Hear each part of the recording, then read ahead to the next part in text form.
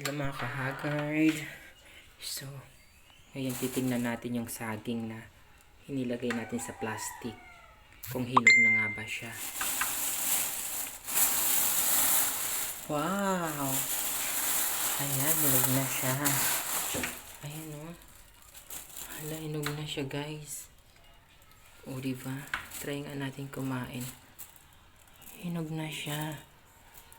Nilagay ko siya sa plastic. Ayan.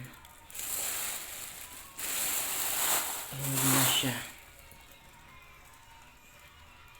Hala, hinog na siya guys. Hinog na ang saging. O diba? Madali lang siya mahinog kapag diba? Ano? Madali lang siya mahinog kapag nilagay sa plastic. Try nga natin kung matamis nga naman talaga ito. Ayan.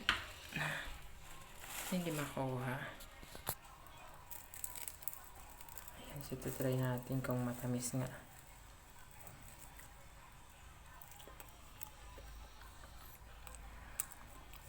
Ayan, matamis nga siya.